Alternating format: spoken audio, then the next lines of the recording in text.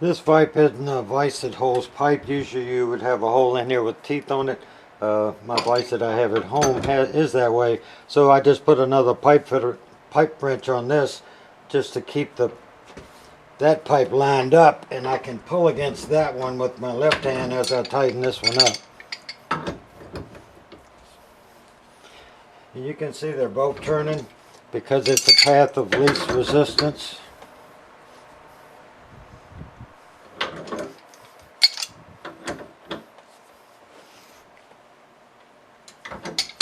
And after a while you get to where you know when to stop, which is right there. So that's the way it's going to go in the ground. And now I have to tighten this part onto this. You just take the nut part of the union off, and then you can tighten this up onto this. All I did is put the union together and tighten the union up, and then I'm just using a pair of channel locks, and you could use a lot bigger pair and it'd be easier. I'm a pretty big guy and I'm fairly strong for my age.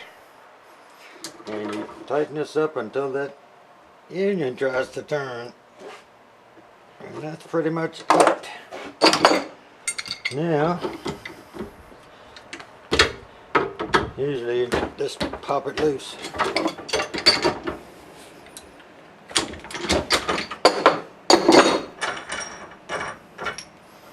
All you have to remember is to put, well, this one won't fit over. All you have to remember is you have to we're going to put this together, and you have to make sure that nut is on that pipe before you glue that on. Next is this.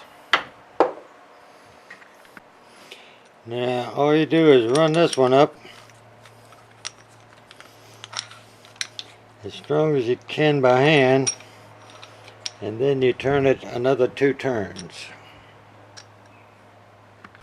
Another way to do this is put the jaws of one of your pipe wrenches in the vise open to what will hold that union nut, because you don't have a lot of space there, and then you can take a pair of channel locks, and I mark that and put 2 turns on it. That's really all you ever need, is 2 turns.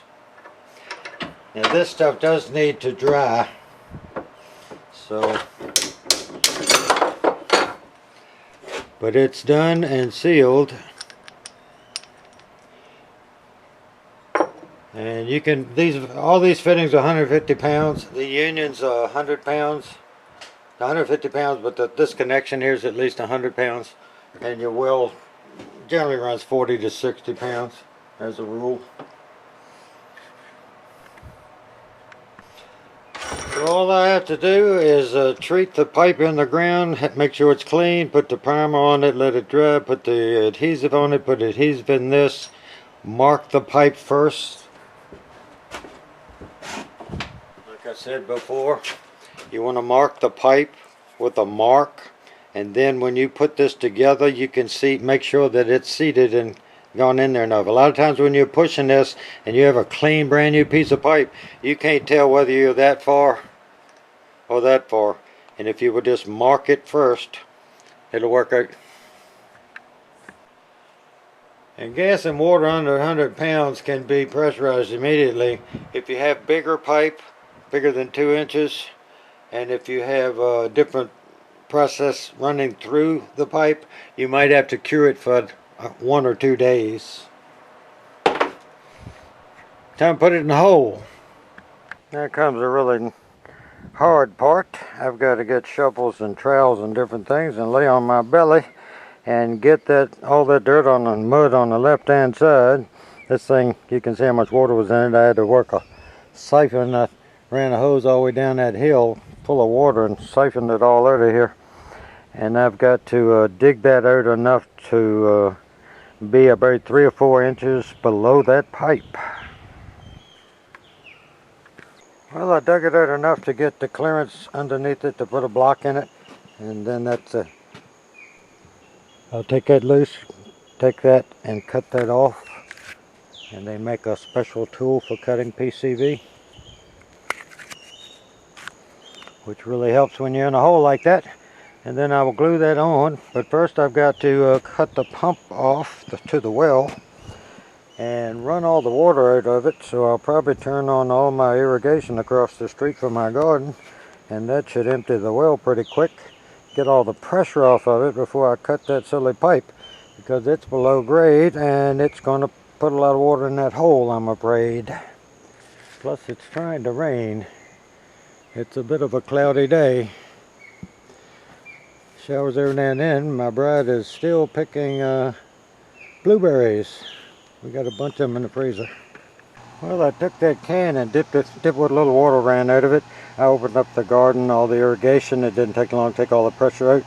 And enough ran in that I had to dip out maybe about 10 or 15 times in that hole with the can. You take the purple primer for PCV and CPCV pipe, and you put it on the end of the pipe after it's clean. You can see where I use these paper towels to clean it up, and that purple there was from, it's like really thin water, and it leaks up here when you pull out the fobber that you put it on with. And I wiped that off with it. I had sandpaper. When you use this cutter, you have to rotate it around and it'll cut, and sometimes the bottom has a little bit of a burr on it, and you take some sandpaper and wipe the burr off, put the primer on it, wait about 4 or 5 minutes for it to dry. You can touch it with a paper towel on the bottom. If it doesn't leave purple, it's time to put the adhesive on. You put the PCV cement all around the pipe and all around the inside of that coupling. You push, and you see my little ink mark on the end, and you push that thing till you get it to that ink mark, and you rotate it at least a quarter of a turn, and it is sealed and ready for water. All I have to do is put this in the hole and get my bride to help hold it to get it vertical and tighten up that union, and I can turn the water back on. Well, I got my bride to hold this thing while I tightened up the union, and the union is tight, and we turned on the faucet to get the air out of the line after we turned the well on, and then we had to cut it off, which it drained down through the weep hole and filled over there on the right where the pea gravel is. And I had to dip all that out just to make sure it wasn't leaking, and it's not leaking. Then I filled that piece of 6-inch PCV up with gravel, and it's got 2 weep holes to come out of the sides, and I'm going to put the rest of that 60-pound bag of gravel in there, and that'll give it somewhere to drain out better than it was.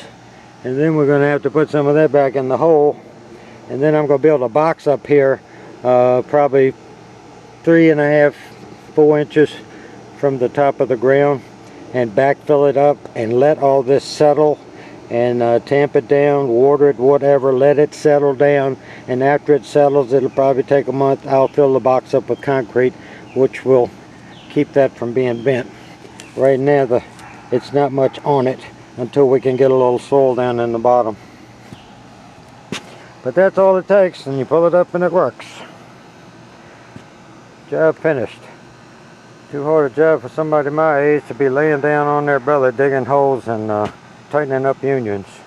That's why I gave up pipe fitting way back in 1968. Too hard to work. Well, graded back a little bit, and it's going to have to settle, and I might have to bring some more fill in here because I've raked up pretty much what we dug out the hole and used everything that was in the wheelbarrow.